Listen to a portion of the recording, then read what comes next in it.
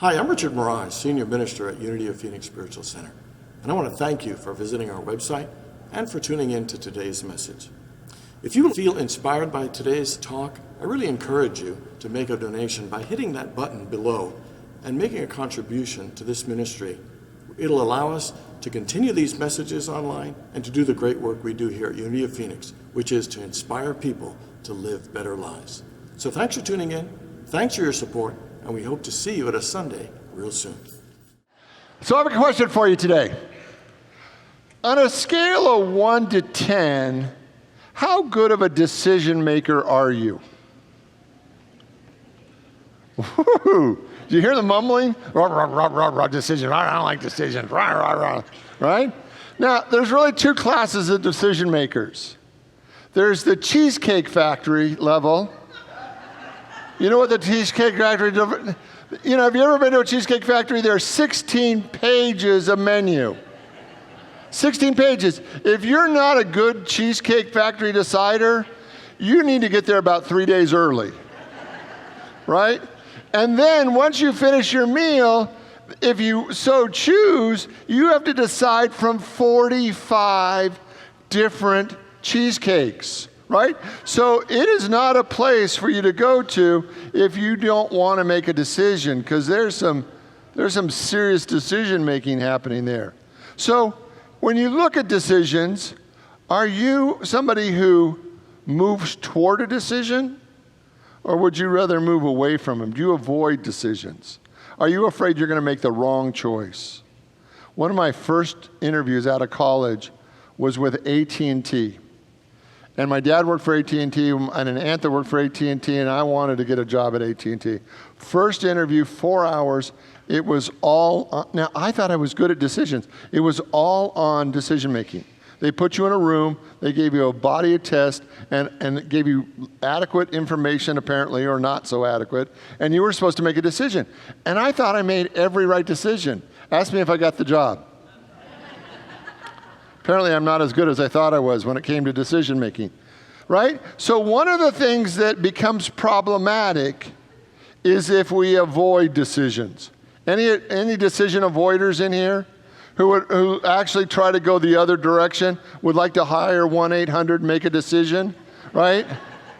Right? If you could just call somebody and they would make the decision for you. Harvard Business Review put out an article about 3 ways to help people personally and professionally make decisions.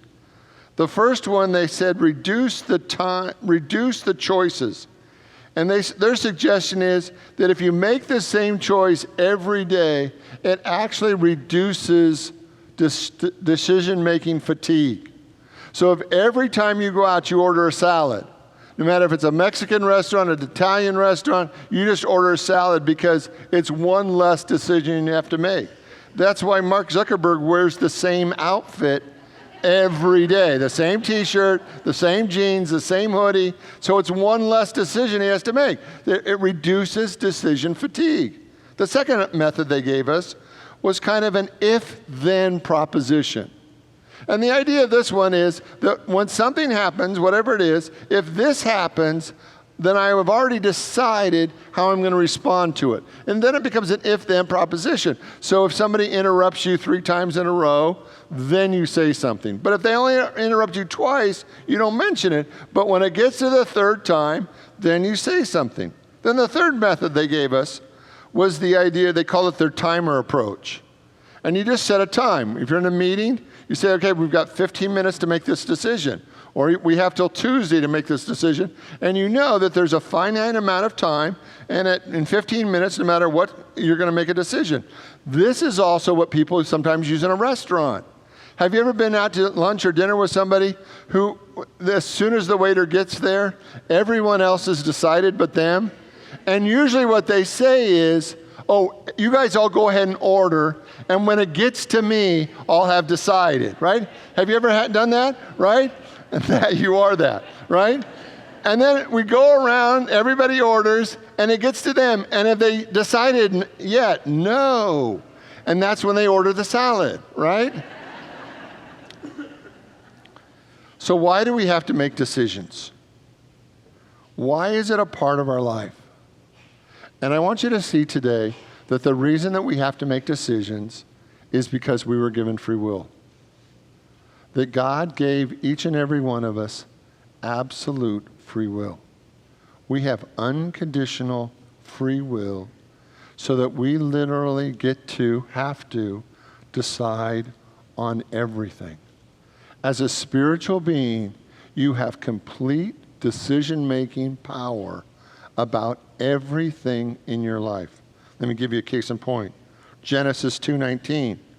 And out of the ground the Lord formed every beast of the field and every bird of the air, and he brought them to man so that he could see them and name each one.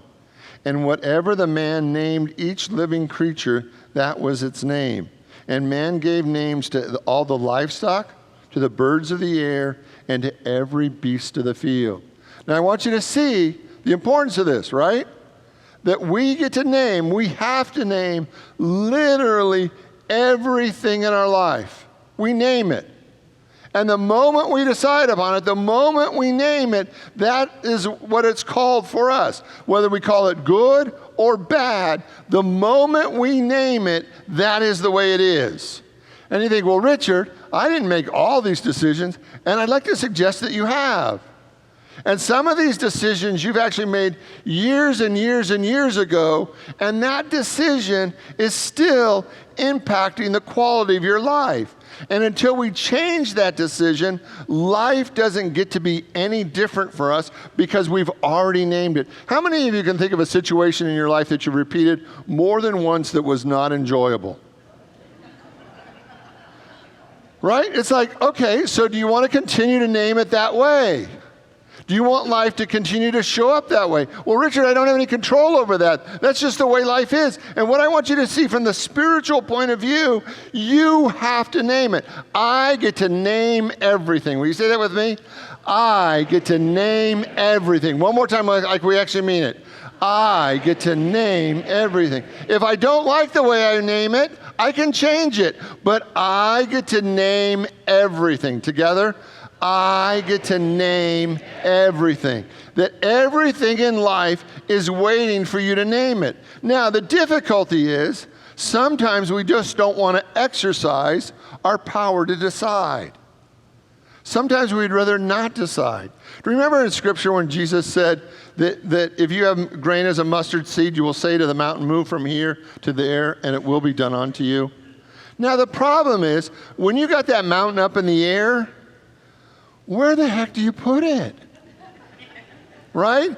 And I want you to see in your life, that's what's happening for some of us, is that we're beginning to move mountains, spiritual mountains in our life. We're beginning to change our life in radical and wonderful ways. We're beginning to create new realities. But then when things start to move in our life, we get so overwhelmed by all the decisions that we now have to make that we actually decide to put it back where it was. That it was just easier there. At least I knew where the mountain was. But I want you to truly see that you've been empowered with the ability to move anything in your life through your ability to decide. One more time. I decide. Together. I decide. I want you to feel that. Now, if you have to decide about your personal life and your professional life, and now you have to decide about your spiritual life, how do you know when you're being a victim? Now, because I want you to see that the opposite of being a decider is being a victim. That anytime we don't want to choose, anytime we don't believe we can choose, anytime we don't believe we have the right to choose, we're acting like what? A big old fat victim. Right? And that the choice point over and over again is the thing that allows us to move in a new direction. When I believe I don't have a choice, I'm acting like a victim. When I believe I do have a choice, then the entire universe begins to move in my favor. But how do you know when you're acting like a victim? Other than the help of a spouse? How do you know?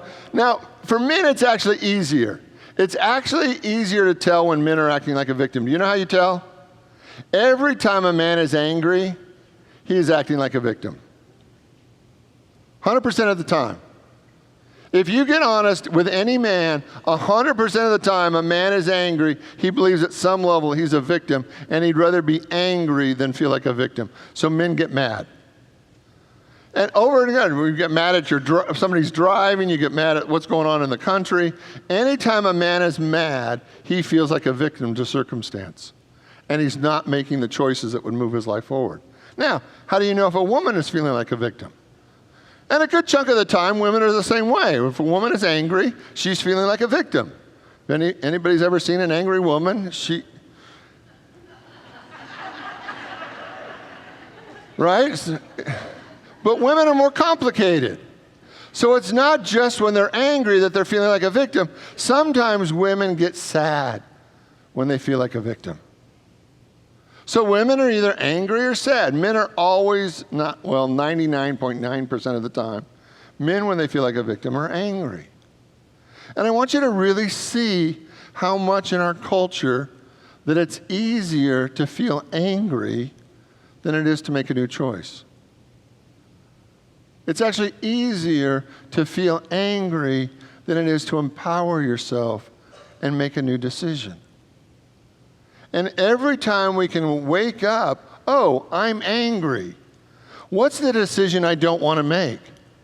Or where is it that in my life where I don't believe I get to make a choice? Or where in my life do I just want to have a pity party instead of empowering my life to actually move it forward? But every time, 100% of the time, anger is a part of us feeling like a victim. So how do we move beyond that? One of the things I want you to see today is that every time we move beyond anger, it is always a decision that sets us free. That when we look at every level of our life, we have to make decisions. How many of you know that you get to feel that your feelings are defined by your decisions?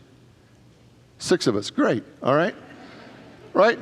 Abraham Lincoln one time said that people are about as happy as they make up their mind to be. Is that true?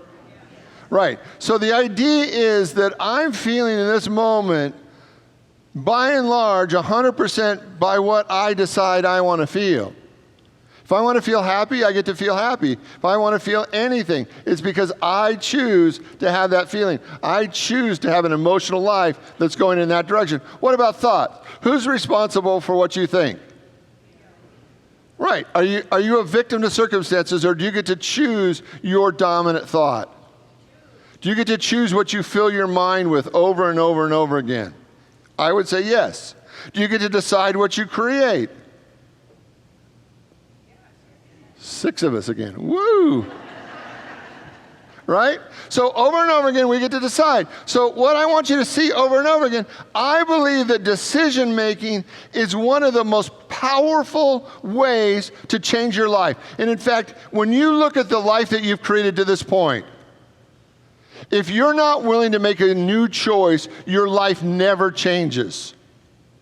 Wherever you are emotionally, mentally, financially, if you're not willing to make a new choice, nothing ever changes. That your life 100% is created out of the choices that you make. Your little corner of the infinite is defined over and over again by the choices you make. And there are so many times when we think we don't have the power to choose, but it is the very power to choose that allows us to change anything. I told a joke a couple Wednesday nights ago, and I'm going to tell it again. If Richard can do it, I can do it. So there's these 3 umpires, right? There's the baby umpire who just is his first year in the league. There's an umpire that's been a journeyman and been in the league for a while.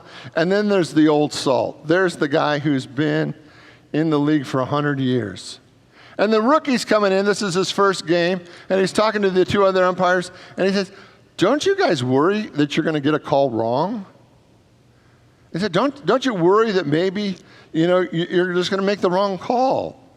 And the journeyman umpire sets him down and says, I've been doing this for a long time. And a ball's a ball, and a strike's a strike. And he said, well, what? A ball's a ball, and a strike's a strike. And the guy that's been around for the old salt, that's been around for 100 years, says, gentlemen, when you've been around as long as I have, you learn a few things. And he said, what you'll learn is it ain't nothing until I call it. Is that spiritually true? Yes. Right? It's spiritually true, right? Because some of us have the way that life is. We've already made the call. We already have our preconceived ideas. This is good and this is bad. This is a ball, this is a strike. This is up and this is down. And we've already fixed it in our mind. We made the decisions maybe hundreds of years ago, a week ago, a month ago, whenever it was. But we're living out of the decisions that we've already made. And there's some of us who are actually willing to embrace life in the moment and decide in the moment what it's going to be for us. And we let go of those preconceived ideas. We let go of those places where we feel stuck. We let go of those old ideas, and we're willing to decide again. Because if you've had the same experience over and over again, what I want you to see today is that the universe is asking you to make a new decision, not based on yesterday's decisions, not based on yesterday's ideas, not based on yesterday's thoughts or feelings, but absolutely based on today and the man or woman you want to be, because the moment you make a decision, the entire universe comes in to support that decision so that you can actually create the life that you want. Now, I need to take a breath.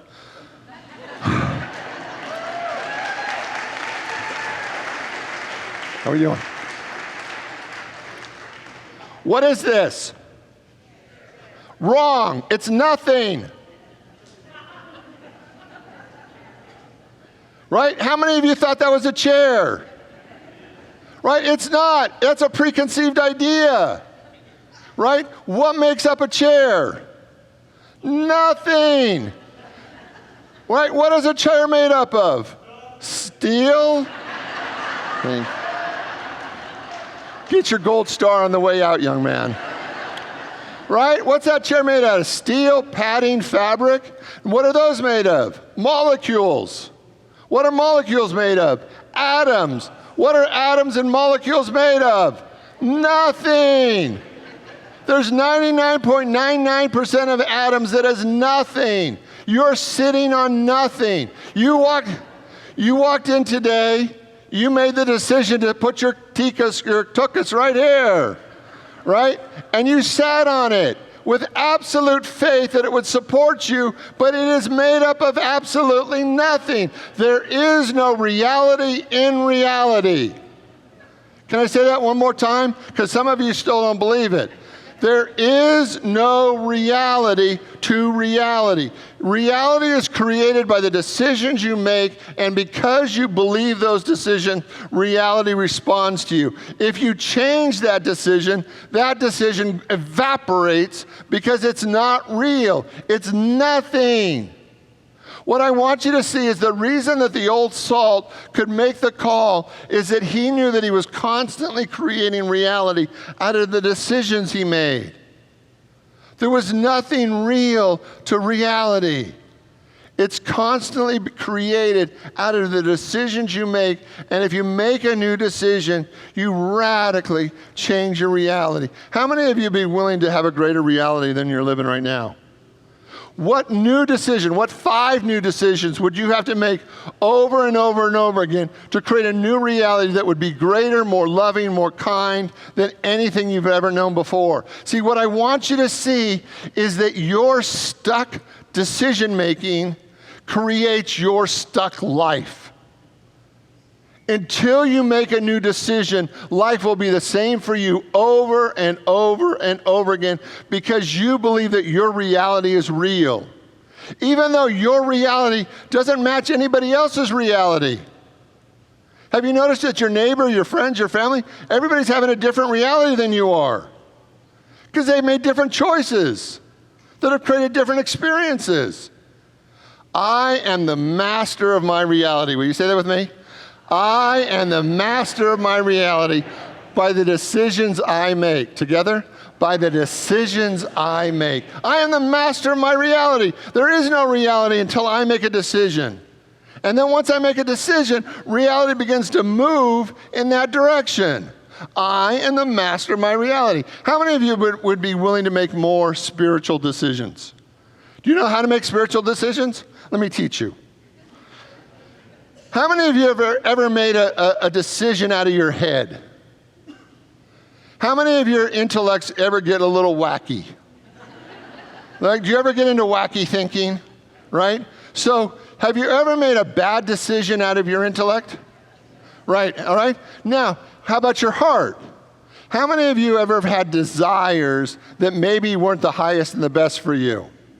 Right? And if we make decisions just out of our heart, sometimes we don't always get the good that we want. Is that true? So, and then sometimes Spirit guides us into a decision that we clearly don't want to make. It doesn't look the easiest, it doesn't look the best, but we know in our soul that that's the right decision. Your homework for this week, you ready? I want you to make 3 spiritual decisions every day. And what I mean by that is I want you to have 3 decisions every day where you move beyond your thoughts, where you move beyond your desires, and you just go to God. You go to the Spirit within. You go to your soul, and you say, what's the highest and the best for me? And then not only do you ask the question, but then you put it into action. 3 decisions a day for a week, 21 decisions altogether. And I want you to feel the difference, what it feels like to begin to make spiritual decisions. Because I believe that we're in a time that calls for change. And I don't think that our intellect is going to solve all our problems. And I don't even think our desires are going to solve all our problems. I think we have to go to higher ground or deeper ground, to a spiritual ground, and begin to ask the Spirit over and over again, what's the best decision for me? 3 decisions a day. And I don't care if you're asking about breakfast. What's the best breakfast for me to eat today, Spirit? What should I wear today, Spirit? You know, it doesn't, the quality of the importance of the decision simply doesn't matter, because what we want to do is actually train ourselves to go to God first. We want it to become a regular part of our life that in every decision we seek the wisdom and the clarity of God. Because if we're created in the image and likeness of God, we have God within us. And that Spirit of God within us will guide us in all things. Are you ready? Will you pray with me? I invite you to open your mind, your heart, your soul to the activity of God that is right here, right now. And that there is only one presence and one power, God the good. And we ask to be guided and directed in all things. That we are willing to live a higher level of truth, a deeper level of truth. That we listen to the wisdom of Spirit within us, and that we make one new choice every day. And then another and another. And we put God first in our life. And so it is. Amen. God bless you all. Thanks for being here today, and have a great week.